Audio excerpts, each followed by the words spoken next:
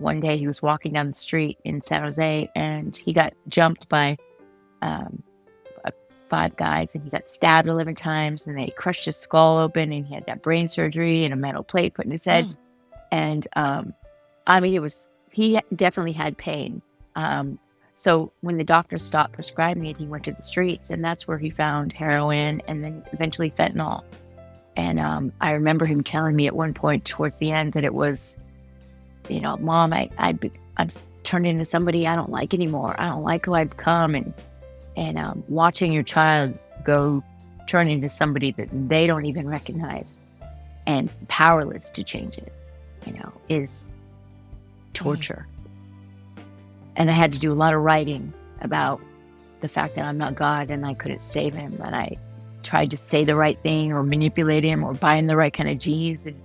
But it doesn't work that way. I think that one of the most painful things that I've been working through is that towards the end, I had tried everything with him except tough love. So in the end, I finally tried tough love. He'd call me and he'd, come pick me up, Mom. And the last time I talked to him,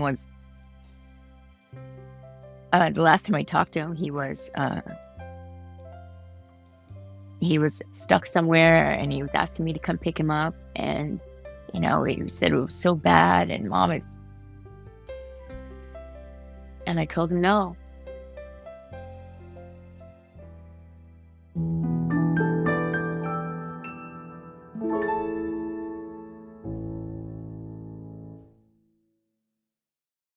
some people respond to the worst moment of their lives by going quiet, and some people respond by running, not away, but toward something, toward awareness, toward community, toward the belief that if more people just knew, fewer families would have to go through what they went through. Leslie Collins is one of those people. On July 24th of 2021, she lost her son Jolly, who was 22 years old. He was trying to detox and died on his third night in a recovery home. The cause was fentanyl, the same poison that killed my daughter. It doesn't give people a second chance, and it doesn't care how hard someone is trying. Out of that loss, Leslie created the Jolly 10K, a Fentanyl Awareness Fun Run that is now in its 5th year.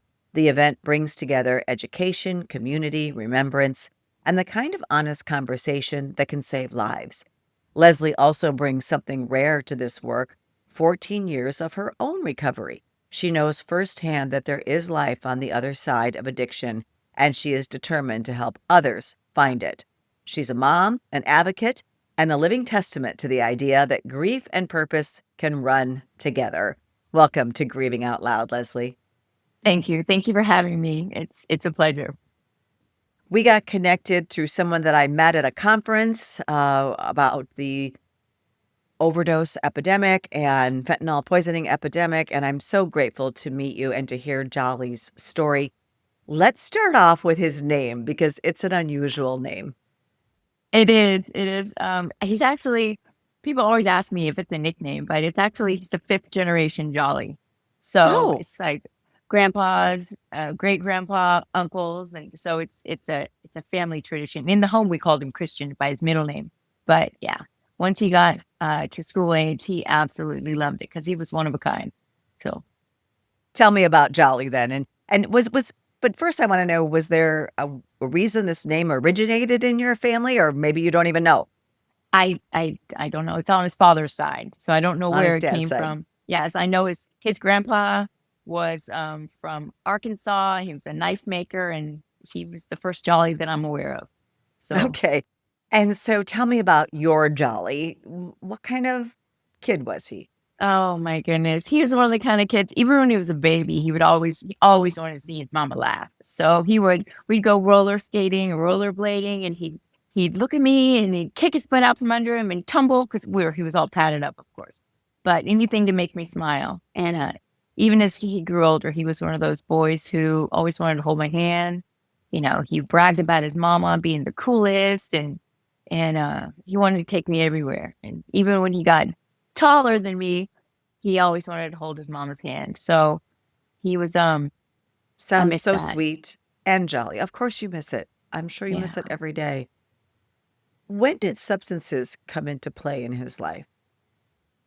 So I had left when I got into my disease. I had left him and his sister with my mom. And um honestly, I think that in a way he was trying to connect with me somehow. So he started smoking pot.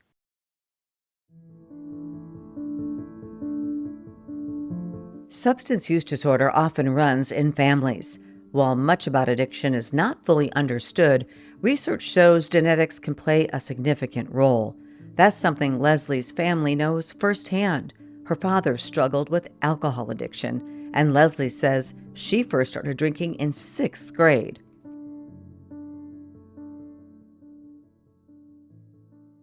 When I started drinking, I couldn't stop. And it progressed from harder things throughout my life. And I actually spent 26 years in my addiction. But today I have 14 years clean. But I had to go through every step of the darkness and the despair and the isolation. And I had to get to a place where there was all the doors closed and I had no other choice but to change because it was too painful to stay that way. And once I went into treatment, like I've never looked back. So I'm just super grateful that I had the opportunity because in the middle of the disease, you'd have no idea how to get out. Even if you're miserable and you want so badly to get out, you don't know how. So that's why I'm grateful that they have programs where they'll take you in and teach you a new way of life. And how old was Jolly when you were able to get into recovery? He was 15. 15. So he did experience your substance use disorder. How do you think that impacted him? Um, I think that by me leaving when he was 8 and I'd come back periodically and I'd be high or I'd be chaotic and I think that it left him with an emptiness, like an emptiness inside of him that he was trying to fill. And then on top of that, what really started spiraling him is that when he was in football and he had a spinal injury in football. So then he started going for pills, and then he got attacked. One day he was walking down the street in San Jose, and he got jumped by um, 5 guys, and he got stabbed 11 times, and they crushed his skull open, and he had that brain surgery and a metal plate put in his head. Oh, And I mean, he definitely had pain. Um, so when the doctor stopped prescribing it, he went to the streets, and that's where he found heroin and then eventually fentanyl. And I remember him telling me at one point towards the end that it was, Mom, turned into somebody I don't like anymore. I don't like who I've become, and watching your child go turn into somebody that they don't even recognize and powerless to change it, is oh. torture. Well, I want to, Leslie, I want to unpack what you said just now because it was a lot. Okay. It was a lot. So, first of all, you dealt with your own disease. And because of that, it impacted your children. And I'm not blaming you in any way. And I do hope that you don't blame yourself. Just as someone else's disease of the body would impact their children, your disease of the mind and the brain and the body, all of it, right? It encompasses all of it, impacted your kids. So your son also had the genetic predisposition, just as you had the genetic predisposition. That's something that's passed down generationally. And then to top it off, your son suffers a football injury and then this horrible attack that you just described to me. And I cannot tell you how many parents I have talked to where the addiction starts with a couple of things: smoking pot before your marijuana, before your brain is fully developed. We know how bad that is now for kids. Mhm. Alcohol's not good either, but we know how bad marijuana, especially the high potency marijuana today, is on the developing brain. And then to be Right. prescribed opioids at a young age. Countless parents I have talked to have told me that is how their kids' addiction started. Yeah. And then like the with the social media today, that when he was 16, I was learning that he was able to order it Access. online and have it delivered. Access. Yes. It's like it's crazy that just delivered to the front doorstep and it's so easily accessible. And then with today's fentanyl being put in the pills and they can't tell and they can't smell it or taste it, or it's there's absolutely no way of knowing. So it's just a death sentence for our children. Yeah, my heart breaks for Jolly because I feel like he had all the cards stacked against him, basically, for Yeah, survival. For yeah, survival. Oh, I'm so yes. sorry. It's and he was a really happy kid. It's one of the things that I love hearing is that, like, I knew that he was a happy kid and he loved, he was always friendly to everyone as a child. But after he passed, I was able to hear from, people that he was hanging out with, that like no matter how bad they felt, he was encouraging them. It's always going to be okay. Stick it out. You're going to be okay. And then he also, like, being able to hear those things about him, and that you know, the last year of his life, there was 9 people that he had Narcan and gave CPR to until the ambulance came. That's how rampant it was around him. But just knowing that was able to save some lives, it just, it does a little bit of healing in my I'm heart. sure. But yeah, I do. I know that I know that it wasn't all my fault, but I did have a big part to play why he leaned towards drugs. But then there's on the flip side of that, it's after he died, the tormenting thoughts, I should have done this. I should have done more. If I would have not been an addict, if I would have got clean sooner. The tormenting thoughts come over you.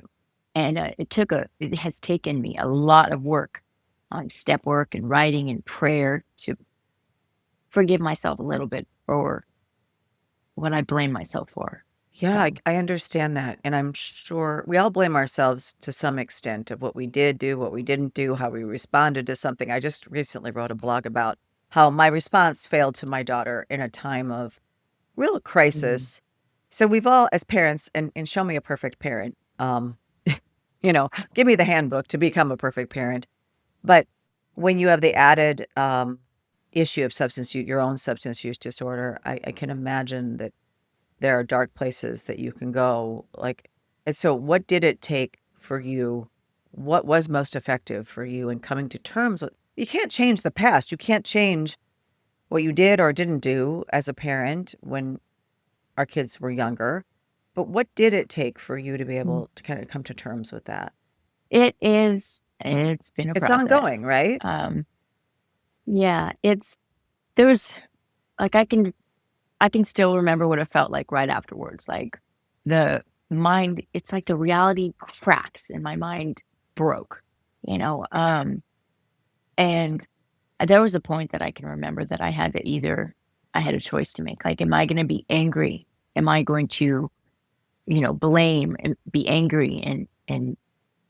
But I did that for a couple days, and it was so dark and it's so painful that I had to scream out to God, like, I can't do this. Like, and I had a choice to make whether I was going to see God's hand in everything or if I was going to go towards the darkness. And I still today choose every day that I have to see God's hand in it. Like, um, and I had to do a lot of writing about the fact that I'm not God and I couldn't save him. And I tried to say the right thing or manipulate him or buy him the right kind of G's. But it doesn't work that way. I know as a woman in recovery that I can't fix anybody else. I can't unzip my recovery and pour it into somebody and they'll be cured.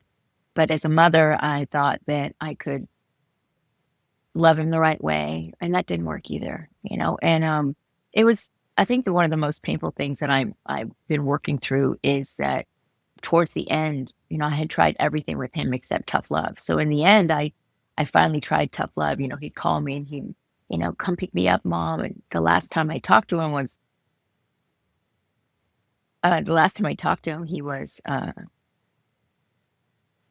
he was stuck somewhere and he was asking me to come pick him up. And, he said it was so bad. And mom,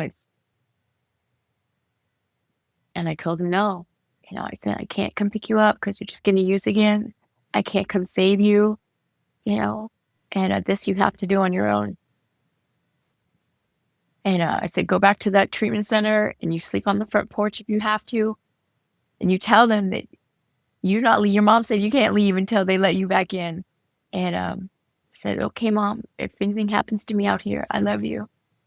And that was the last time I talked to her.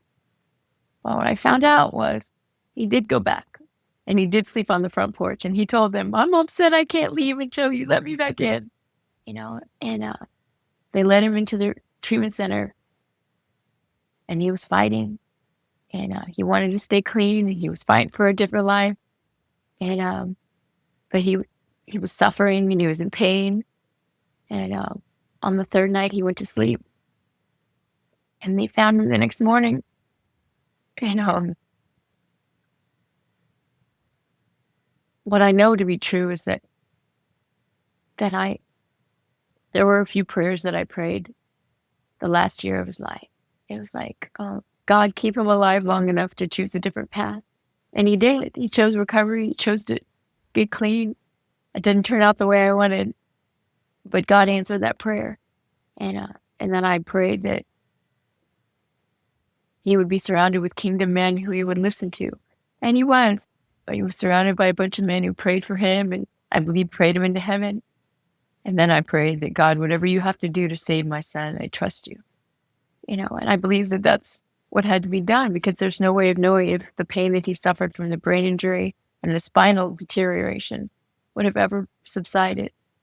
So he may have always sought drugs. So I have to choose to believe that God saved him from, and I have to choose every day to see God's hand in it. Otherwise I'll go crazy, So that gives me calm and peace. If you're a mom who has lost a child, I want to tell you about something close to my heart. Some dear friends of mine, mothers who have also lost children to fentanyl poisoning or overdose, are hosting the Sisters of Strength Warrior Moms Retreat this October 9th through the 11th at beautiful Wildwood Hills Ranch in St. Charles, Iowa. This is a weekend created by grieving mothers for grieving mothers. You'll spend time in nature, ride horseback, hike, paint, and create keepsakes in memory of your child, all alongside women who truly understand the depth of a mother's love and the weight of her loss. This weekend isn't about forgetting. It's about remembering with love, honoring our children's legacies, and discovering that even in loss, we rise together as warriors, as mothers, and as sisters. Please join us. You'll find the link and all the details in the show notes of this episode. I hope you'll consider giving yourself this gift.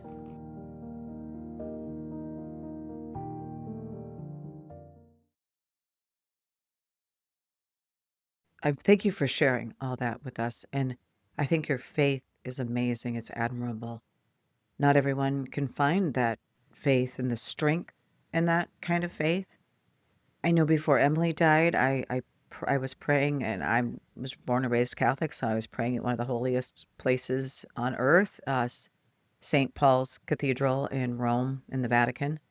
And I happened to be there on a trip, and it was a few months before she died, and I was praying that she become the best possible version of herself, that I prayed God can use all things for good. And in a way, God has, used her death for good, but it was still very hard to accept the fact that this could happen. But I have to remind myself that it's also other people's actions that cause this, not just my daughter's action and being dependent on a drug, but also somebody had to put fentanyl in the drug that she was taking, which she wasn't seeking fentanyl at the time. It was a few years, before Jolly died. And it's so hard. It's so hard to live with these things. And I think the way that you've been able to frame it is a way that has to help you go on and help you forgive yourself, because so much of this, and while your own substance use disorder may have had an impact on Jolly, you didn't cause him to have a football injury and get prescribed opioids. You didn't cause him to be attacked. I mean, there's so much in the outside world out of our control going on that it's simply not just one thing or one factor, because there's lots of kids who grow up with parents with substance use disorder who don't develop it themselves, right? Who go in the Right. opposite direction. Like my daughter. Right. So you have two kids from the same house, right? And so there's my Yeah. touche, my case in point. Yeah, she's always followed every rule. She's never tried anything. She steers away from anything that has anything to do with, smoking pot, doing I've got other anything. kids like that too. So yeah. Yeah. Yeah. So if I always say, if I take all the blame for Emily's death, then do I get all the credit for the kid who's not doing that? And I say that doesn't make any sense. So therefore, you and I as mothers are not in control. We are not in control, and we can't Yeah. take all the blame or all the credit for anything that happens with our children. Yeah. They're their own independent human beings with their own thoughts and feelings, and we can guide or be examples, either good or Right. bad, but control, And sometimes the bad and example that's makes kids want to go in the opposite direction. So who's to say? I just it's just yeah. so you see parents who were not maybe as involved or as caring, as you were after you found recovery, whose kids, turn out great. They don't have these issues. And I'm not saying our kids weren't great, but they don't have the same issues. And you wonder why. Why is that? Um, but yeah, I think forgiveness of yourself, you did the best at the time with what you could do. And when you could do better, you did better. And I think we all need to think about that. Yeah, Yeah. exactly. And so, Yeah. following, Jolly's death, I mean, obviously you have another child, and tell me more about how you have coped with your grief. I have a wonderful program of people. I have what I've learned in recovery is that no matter what you go through, somebody's already gone Mhm, through it. And so they can show you how to get mhm, through it. So I learned early in recovery that if I brought something to the group, or if I brought something to my tribe, my circle of women, um, and I was authentic, and what I learned is that if I share authentically, then our hearts can connect. And if I have cover up and I'm just talking out my neck or whatever, it's nobody can connect with that. But if I'm authentic and genuine and I tell the truth and I express how I'm really feeling, what I'm really going through, no matter if I'm crying or snot coming out of my nose or if I haven't taken a shower in a week, because sometimes that was hard in the beginning. Um, like someone will say, you know what, me too. I've gone through that. This is how I'm getting through it. You know, so I think being able to have an outlet to talk about it with people who understand was huge. Where I felt safe to bring any version of myself, any version of my grief forward, and they would love me and help carry me through it. Like that was huge for me. Um, I also one of my biggest fears in the beginning was that people were going to forget about him. People would forget that my son lived, and he was real high maintenance. He was like always wanted to dress nice, so he always wanted to be fussed over. So I'm like, okay, well, I need to fuss over him. I need to hear people say his name. I need you to remember that my son lived. He was here. He mattered, and we used to hike in the Los Gatos trails in the mountains from the time he was on a baby backpack till he grew up. We'd hike that trail together. Have you lost a loved one to overdose or fentanyl poisoning? I'd like to invite you to share their story on our new Emily's Hope Memorial website called More Than Just a Number. They were our children, siblings, cousins, husbands, wives, aunts, uncles, and friends. So much more than just a number. You can submit a memorial today on morethanjustanumber.org.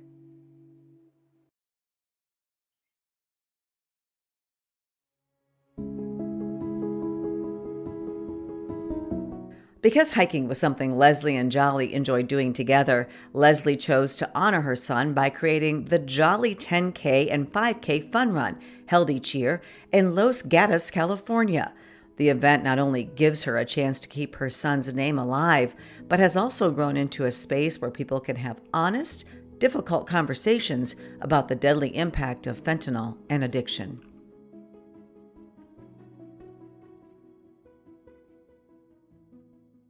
In the beginning, it was just a way to remember Jolly, and I got some of my core people. They helped me. We set up this little event. I went down to Los Gatos and I talked to Willie Harmatz, who was a track coach at Los Gatos High School for like 30 years, and he organized the Damn It Run in Los Gatos for 40 years. So I got really good advice on how to create this event, and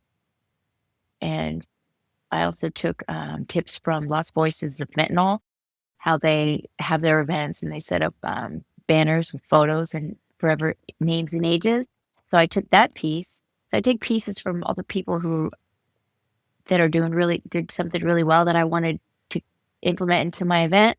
And so we created this event, and it's over the past 5 years, it's blossomed. And what started out as remembering my son turned into remembering everyone's loved Right. ones. We have, I make a new banner every year because that's how many faces keep Right. dying, you know. Um, and we have the fire department in Los Gatos giving hands-on CPR lessons. We give out Narcan. We have one of my best friends is a licensed clinical psychologist. She gives little talks, and then she has meets you at the Narcan booth and for anybody who needs some counseling. I have one of my other friends is a director of support systems homes for 25 years. And I have different recovery homes with testimonials of people who've been on fentanyl and survived it and how their life has changed. And I remember this one year, I think it was the third year, where this woman walked up. She was an older woman, and she looked that look we have right after children Yes. die, that look in your eyes. And you could just, if you know that you You can, know. If you if know, you've you lost a know. child, Yeah. yeah, you're right. She walked up, and I was like, I just walked over and held her. She just didn't know where to go, what to do. And nobody that she knew was could have that conversation. It was so uncomfortable in her circle. And nobody wants to talk about addiction or drugs or fentanyl. And it's kind of a taboo topic. And to be able to include her and bring her in the circle and have conversations with her and allow her to talk about her son and remember her son with her, that's what it's all about for me.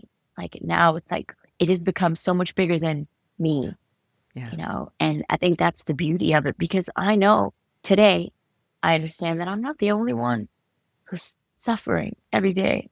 We suffer, I suffer quietly today, not as quite as loudly, but it's still every moment of every day. And it's a way of a little bit healing, knowing that I can help you and let you know that you're not alone because me too, and I think that's a beautiful part of this run. It sounds beautiful. And you're not wasting your suffering. You're doing something with it. You're finding a path for it, someplace for it to go to help others. And I know exactly what you're talking about because when I first started Emily's Hope, my whole goal was to preserve her art and preserve her name for people because I felt like it was such a senseless death and I wanted to make sense out of it and her life meant something. Right. And as Yeah. we've grown the charity and as people have come alongside of me, it's so much more than just her. I mean, it's about so much more than even though our name has Emily in it. We have a website.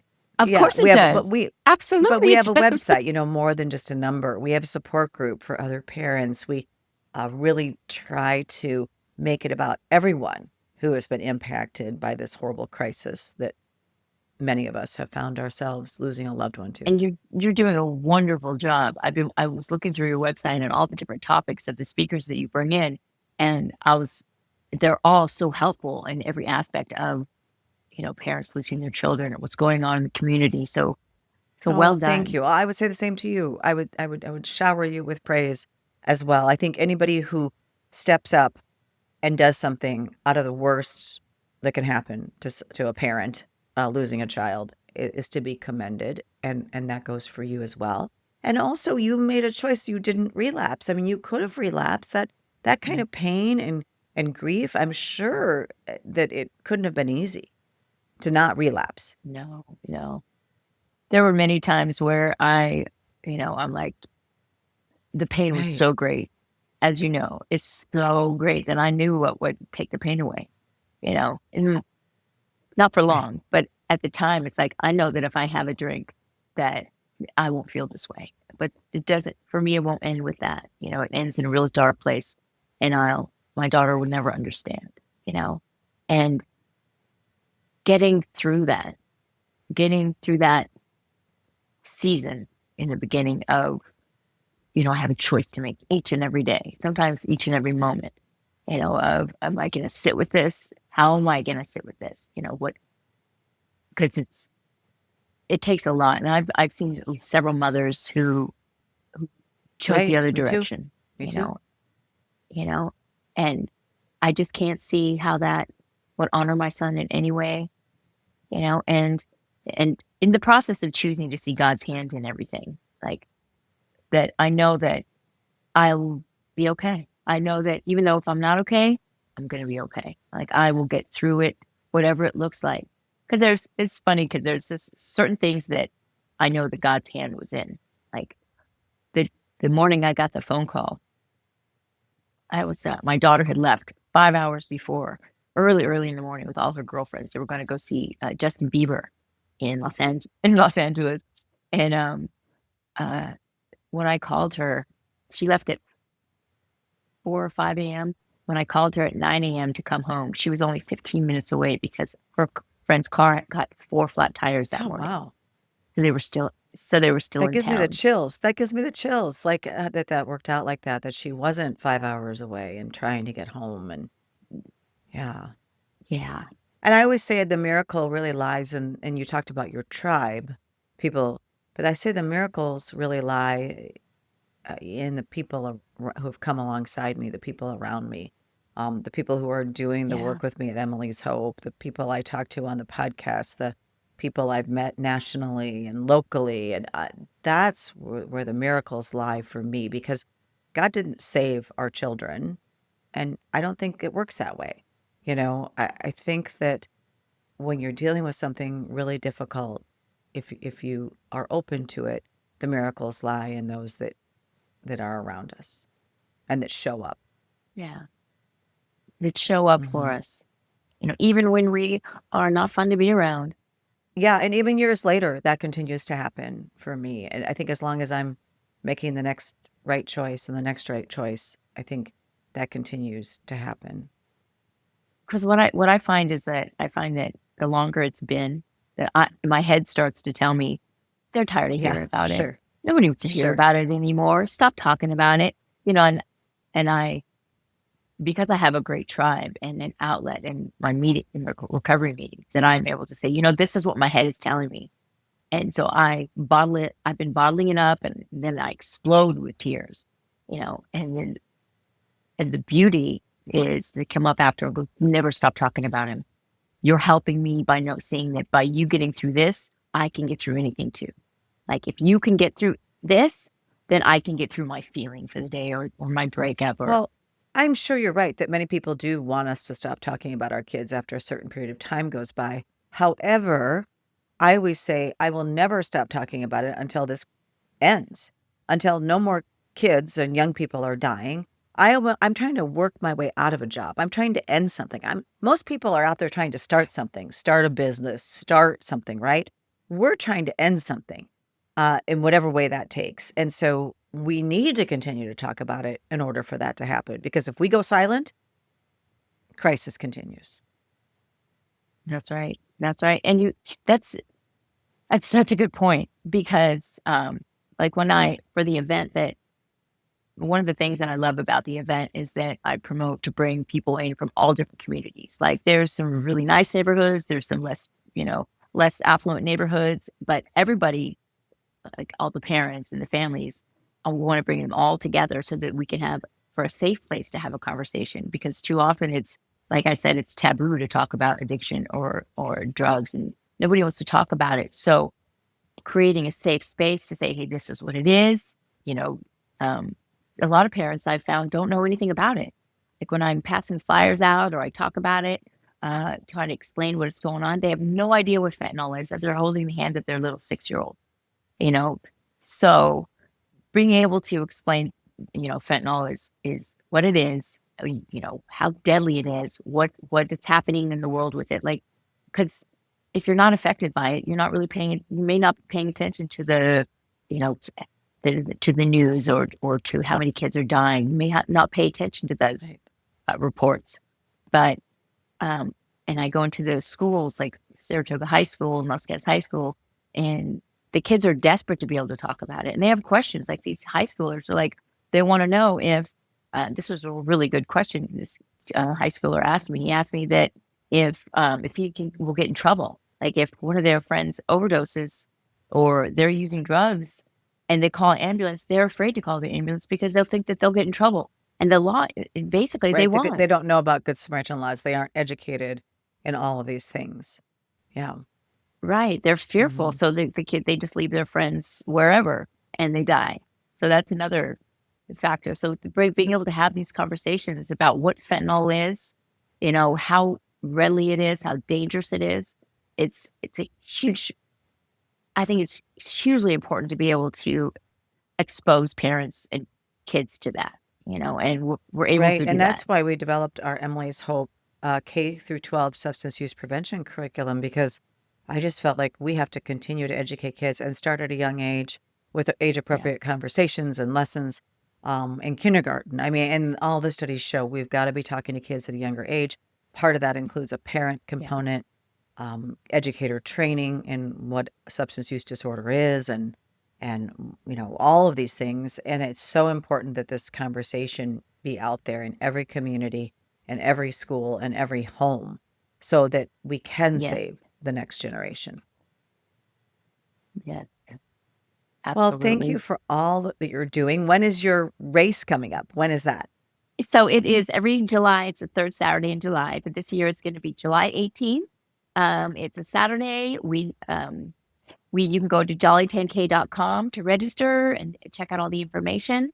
You can watch the video so you can see what we're really about, what it looks like. You can donate if you like, or just register and show up for our event. And we have raffle prizes that are donated. We have CPR classes. We get pass out Narcan. We have goodies and information to pass out. So I welcome anyone to just come join us. Yeah, well, it sounds like a great time and also a great way to honor Jolly. And thank you Thank you. for coming on the podcast, sharing his story. I am so sorry for everything that has happened to him and to your family. But as I often say, I'm so grateful to know you. Thank you. Thank you. I'm so grateful that you asked me to come on this podcast. It was a wonderful meeting you. If you'd like more information about the Jolly 10K and 5K Fun Run, you can find a link to the event's website in this episode's show notes. While you're there, we'd appreciate it if you take just a moment to rate and review Grieving Out Loud. And also, share it with someone who you know will find these conversations helpful. Together, we can raise awareness about the fentanyl, overdose, and addiction crisis. Help those facing it feel less alone, and encourage people to seek help when they need it. Thank you again for listening. Until next time, wishing you faith, hope, and courage.